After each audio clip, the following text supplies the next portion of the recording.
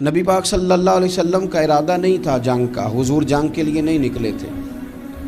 قریش اس طرح کرتے تھے کہ مسلمانوں کے قافلے لوٹ لیتے تھے، لوٹ مار کرتے کرتے مدینے کی سرحد تک وہ آ جایا کرتے تھے۔ ایک قافلہ ابو سفیان لے کے جا رہے تھے تجارت کے لیے، تو اس میں سارے کافروں کا مال شامل تھا۔ ایک قافلہ جایا کرتا تھا، سارے اپنا اپنا مال شامل کر دیتے تھے۔ تو جو کہ یہ مسلمانوں کو ستاتے تھے، تو آج حضور علیہ السلام نے ارادہ کرم کیا کہ ان کے قافلے کو ہم نے بھی روکنا ہے، تاکہ ان کو اس بات کا احساس ہو کہ اس طرح نہیں کرنا چاہیے۔ اس قافلے کے لیے نبی پاک صلی اللہ تعالی علیہ وسلم نکلے، جنگ کا تو ارادہ نہیں تھا۔ 313 لوگ حضور کے ساتھ تھے، اور سواریوں کی تعداد اس طرح کی تھی کہ بعض اوقات ایک ایک سواری پر 3 لوگ سوار تھے، 2 آدمی سوار ہوتے تھے، تیسرا پیدل چلتا تھا۔ اور قربان جائیں، حضور علیہ السلام کی مساوات کا یہ عالم تھا کہ نبی پاک تھے، حضرت مولا علی تھے اور جناب زید تھے۔ 2 سوار ہوتے تھے، ایک پیدل چلتا تھا۔ جب 2 غلاموں کے سوار ہونے کی باری تھی، آقا کے پیدل چلنے کی باری تھی، تو حضرت علی نے اور جناب زید نے عرض کی، حضور آپ بیٹھ جائیں، ہم پیدل چلتے ہیں۔ حضور فرمانے لگے، نہ تمہارے اندر طاقت زیادہ ہے اور نہ تمہیں ثواب کی ضرورت زیادہ ہے۔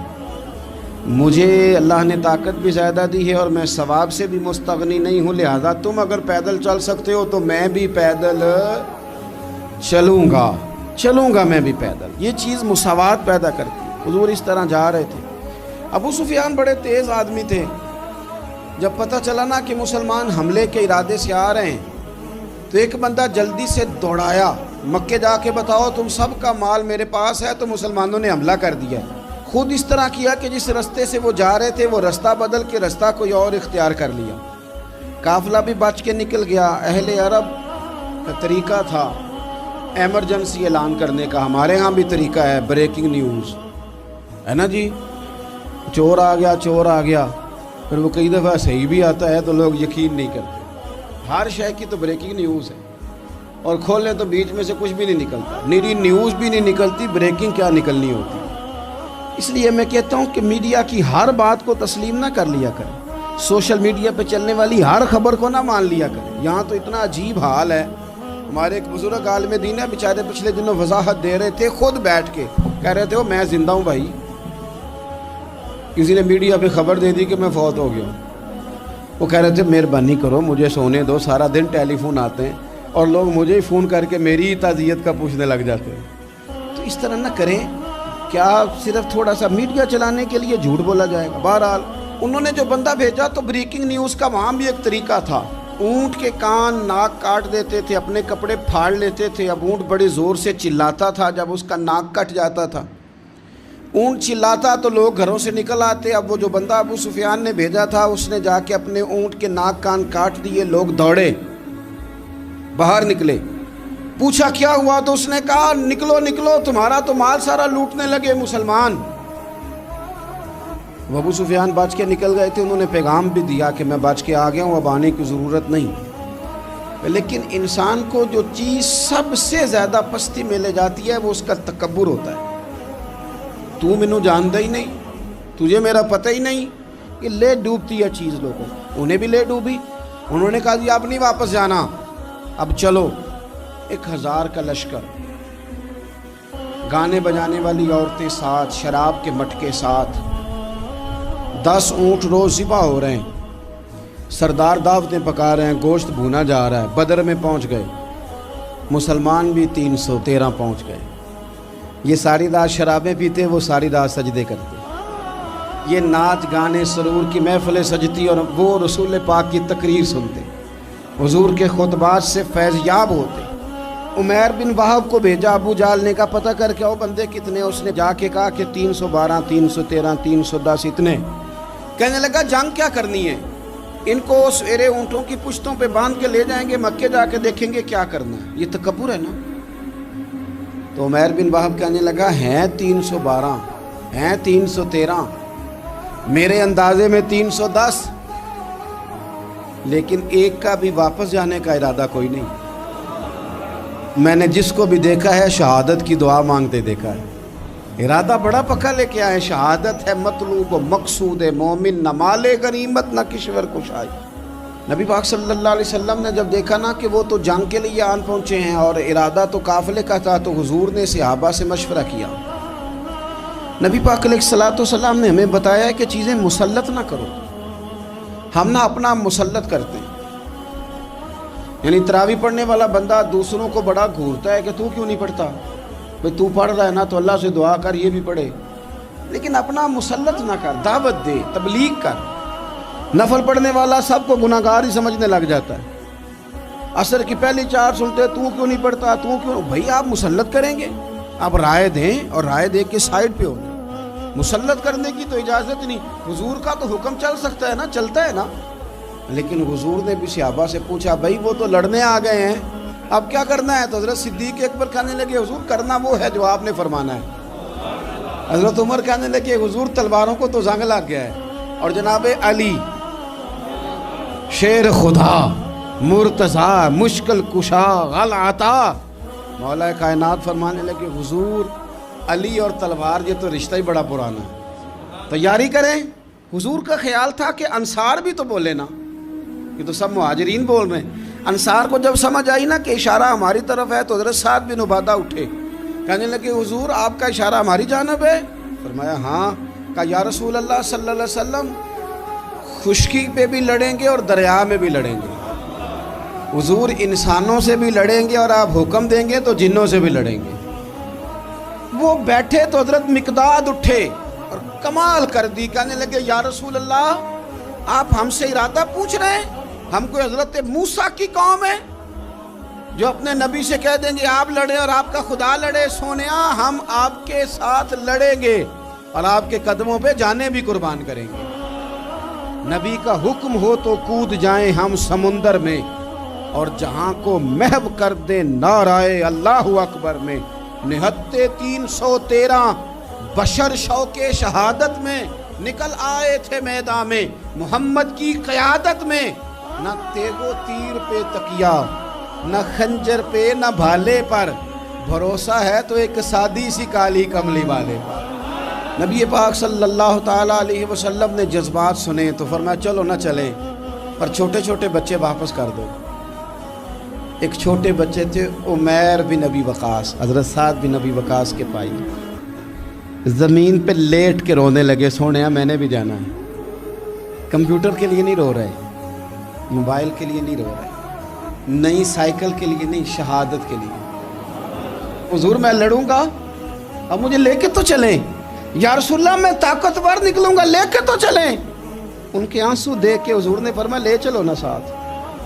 فطرت مسکرا رہی تھی، حضرت سعد بن عبادہ ایک دوسرے سے کہہ رہے تھے ہم سے لڑنے آیا ہے ابو جہل، جس قوم کے بچوں کی شجاعت کا یہ عالم ہے، اس قوم میں علی کا کیا حال ہوگا اور امیر حمزہ کا کیا عالم ہوگا۔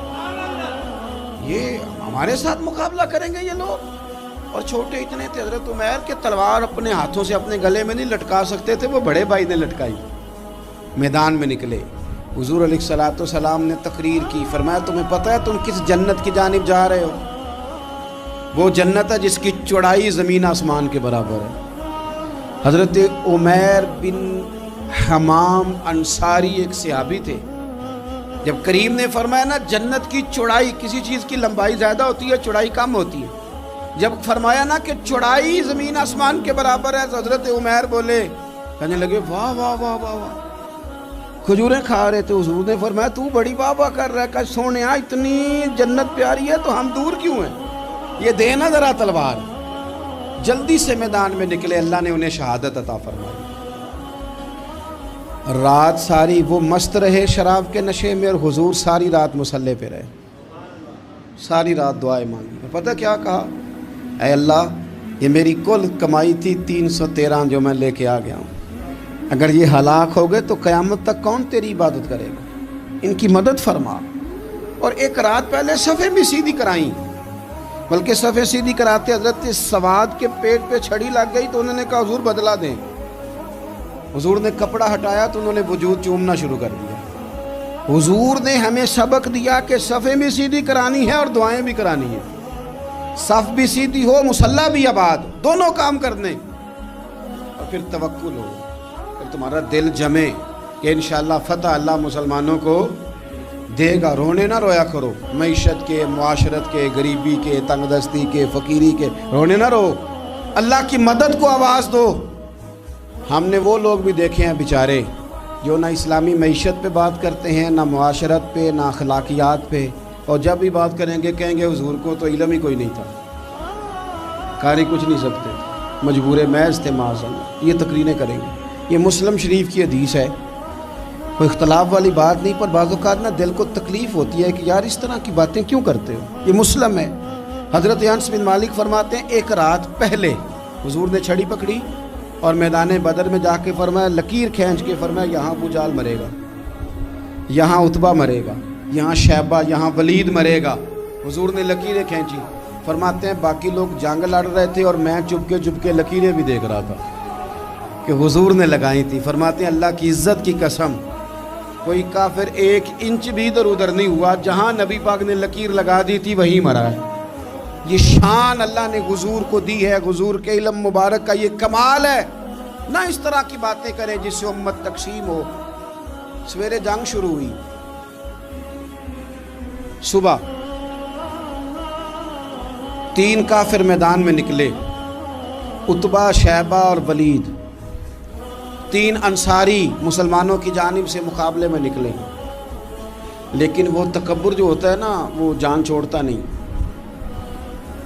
تو ولید کہنے لگا, عتبہ شیبہ کہنے لگے ہم نے نہیں ان سے لڑنا, یہ تو ہمارے پائے کے ہی نہیں, کوئی قریش میں سے بھیجو, قریش میں سے.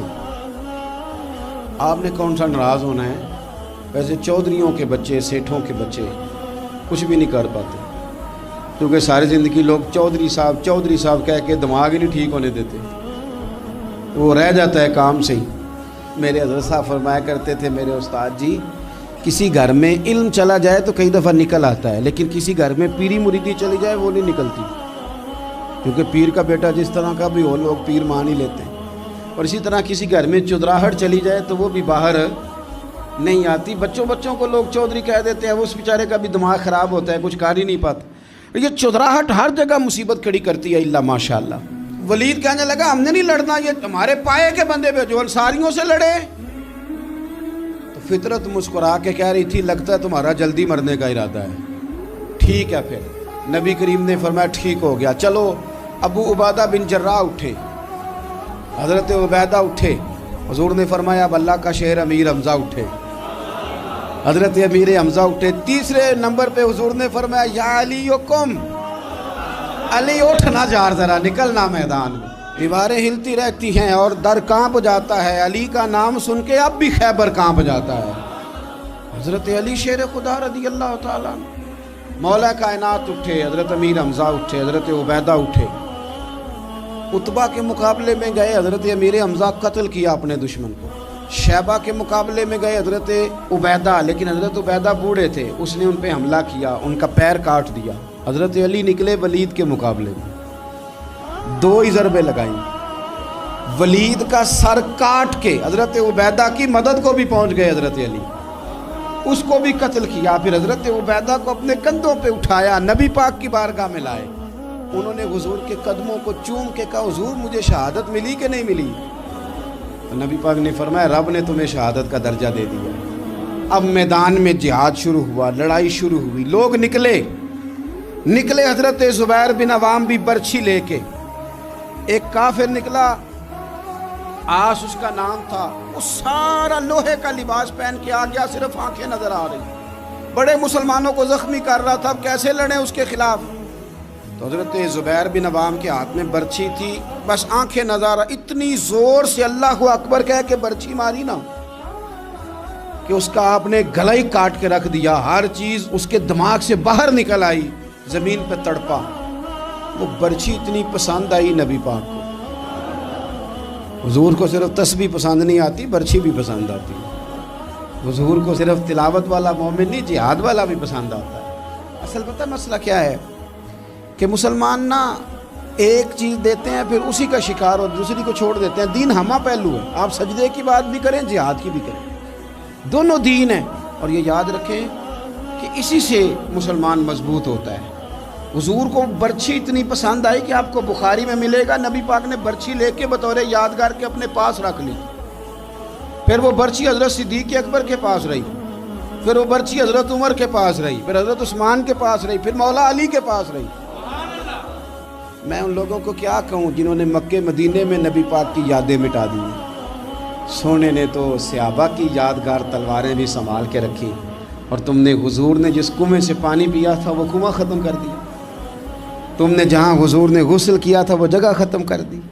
کیا بات کرتے ہو صاحب، وہ جگہیں تو ہمارے لیے چومنے کے لائق تھیں اور آنے والی نسل کو وہاں عقیدت کے پھول برسانے تھے۔ تم نے کیا سلوک کیا؟ جنگ آگے بڑھی، تلواریں چمکی، 2 چھوٹے بچے۔ او نوجوانوں، خدا را واپس لوٹو اپنے دین کی طرف۔ 2 چھوٹے بچے، اور یہ اس طرح کے لفظ ہیں، مجھے کیا لینے دو وہ دیسی تھے، مجھے کیا لینے دو پینڈو تھے۔ وہ 2 بچے آ کے حضرت عبد الرحمن ابن عوف سے پوچھتے ہیں، کہتے ہیں چاچا جی ابو جہل کدھر ہے؟ یہ لفظ ہیں حدیث میں، چاچا جی، چاچو کدھر ہے ابو جہل؟ تو کہتے ہیں میں نے ہاسکے کا پتر، تم نے کیا کہنا ہے؟ تو چھوٹے والے کو باتیں بھی صحیح نہیں کرنے آتی تھی، کہنے لگا چاچا اسے مارنا ہے۔ کہا کیوں مارنا ہے؟ کہا اس لیے کہ ہم نے سنا ہے وہ ہمارے نبی کو برا کہتا ہے معاذ اللہ۔ کہا تم اگر نام مار سکے تو چھوٹا کہہ رہا ہے، کہتا نام مار سکے تو مریں گے تو صحیح نا حضور کے نام پہ۔ حفیظ جلندری کہتے ہیں وہ کہہ رہا تھا مریں گے یا ماریں گے اس ناری کو، سنا ہے گالیاں دیتا ہے وہ محبوب باری کو، معاذ اللہ حضور کو برا کہتا ہے۔ میدان میں آئے دونوں، زور زور سے تلواریں ماری، گھوڑے سے گرا لیا ابو جہل کو۔ حضرت معاذ جو تھے بڑے والے، ان کا بازو کٹ گیا، تھوڑا سا گوشت سا لٹک رہا تھا۔ یہ نرم و نازک بچے ہمارے، یہ میدانوں میں کام کریں گے؟ جن کو تھکاوٹ ہوتی ہے، جو پیناڈال کی گولی کھا کے سوتے ہیں رات کو، بازو لٹک رہا تھا۔ حضرت معاذ نے اس پر اپنا پیر رکھا، جھٹکا دے کے اتار دیا۔ حضرت عبداللہ ابن مسعود کو کہا، انہوں نے گردن کاٹ دی ابو جہل کی۔ دونوں تلواریں لے کے حضور کے پاس گئے۔ چھوٹا کہتا ہے حضور میں نے مارا ہے، بڑا کہتا ہے حضور میں نے مارا۔ کہتا ہے نہیں تو پیچھے تھا، میں نے مارا ہے۔ وہ کہتے نہیں تو بعد میں آیا تھا، میں نے مارا ہے۔ فرمایا تلواریں دکھاؤ نا۔ جب تلواریں دکھائیں تو حضور فرمانے لگے تم دونوں نہیں مارا ہے، برابر کا ثواب ہے۔ جس کا بازو کٹا تھا کریم رسول نے فرمایا ادھر لا نا بازو، وہ بازو لائے، حضور نے اسی جگہ رکھ کے نا دوبارہ لعاب دہن لگایا۔ حضرت معاذ حضرت عثمان غنی کے زمانے تک موجود رہے۔ فرماتے ہیں کٹنے سے پہلے طاقت کم تھی، جب حضور نے جوڑا ہے تو طاقت پہلے سے زیادہ ہو گئی ہے، پہلے سے زیادہ ہو گئی ہے طاقت۔ کہتے ہیں کہ نبی پاک سید عالم صلی اللہ علیہ وسلم کی خدمت میں حضرت عکاش آئے، کہنے لگے سونیا میرے جذبات کنٹرول میں نہیں آ رہے، میں ان بے ایمانوں کے گلے کاٹوں گا، پر میرے پاس تلوار ہی کوئی نہیں، کوئی تلوار ہو تو ماروں نا۔ ایک درخت کی جڑ تھی، ٹہنی تھی، حضور نے یوں کر کے کھینچی، فرمایا یہ لینا تلوار۔ کہتے ہیں وہ حضور کے ہاتھوں میں ٹہنی تھی، میرے ہاتھوں میں آتی گئی اور تلوار بنتی گئی۔ پھر اس سے کافر کاٹے حضور کے معجزات۔ 5000 فرشتہ بھیجا اللہ نے جنگ بدر میں۔ کتنے؟ یہ میں نے بات اس لیے بیان کی ہے کہ اقبال نے ایک مشورہ دیا، کہتے ہیں تو فضائے بدر تو پیدا کر، فرشتے تیری نصرت کو اتر سکتے ہیں گردوں سے، کتار اندر کتار اب بھی۔ اقبال کیوں ایسا کہہ رہا ہے؟ تو اقبال کہتے ہیں اس لیے کہ آج بھی ہو اگر ابراہیم کا ایمان پیدا تو آگ کر سکتی ہے انداز گلستاں پیدا۔ 5000 فرشتہ آیا۔ مجھے تو لگتا ہے فرشتوں نے بھی دعا کی تھی کہ یا اللہ ہم تیرے نبی کی قیادت میں لڑنا چاہتے ہیں۔ فرشتے آئے، سپر پاور تھی روما، بڑی طاقتور سمجھتی تھی، ایران، روم، یہ کیسر و کسرا، بڑی طاقتیں تھیں۔ عرب کے لوگ تو بوریا نشین تھے، صحراؤں میں نکل کے انہوں نے الٹ پلٹ کے نہیں رکھ دی سارا کچھ۔ علامہ اقبال سے کسی نے پوچھا تھا کہ مسلمان دوبارہ سے کبھی میدانوں میں آئیں گے؟ تو اقبال کہنے لگے ہاں ہاں ضرور آئیں گے، آئیں گے، یہ نکلیں گے۔ کیا کس طرح؟ کہنے لگے میں نے فرشتوں سے سنا ہے، نکل کے صحرا سے جس نے روما کی سلطنت کو الٹ دیا تھا، نکل کے صحرا سے۔ قدسی کہتے ہیں فرشتوں کو، اقبال کہتے ہیں رات وہ باتیں کر رہے تھے، میں نے سنا ہے کہ نکل کے صحرا سے جس نے روما کی سلطنت کو الٹ دیا تھا، سنا ہے میں نے یہ قدسیوں سے کہ وہ شیر پھر ہوشیار ہوگا، وہ جاگے گا، وہ بیدار ہوگا۔ یہ قدسیوں سے سنا ہے میں نے، وہ آئے گا میدانوں میں۔ گمسان کا رن پڑا، ابو جال قتل ہوا، امیہ قتل ہوا، کچھ دیر کے بعد مارا گیا، ابو البختری اور عتبہ اور شیبہ اور ولید بڑے بڑے سردار قتل ہوئے، 70 کافر مارے گئے، 70 مسلمانوں نے قیدی بنائے، باقی بھاگ گئے اور سامان چھوڑ کے بھاگ گئے اور گھوڑے چھوڑ کے بھاگ گئے، اور جس کو ادھر بھاگنے کا موقع ملا ادھر بھاگا، کہہ رہے تھے ان کو باندھ کے لے جائیں گے، اور جس کو ادھر بھاگنے کا موقع ملا وہ ادھر بھاگا۔ پیچھے سے حضرت سعد بن عبادہ بول رہے ہیں، کہنے لگے ہم نے تو سنا تھا مردوں سے مقابلہ ہے، تم تو بیویوں سے بھی کمزور نکلے ہو، کیا بھاگتے ہو؟ 14 مسلمان شہید ہوئے صرف 3 دن حضور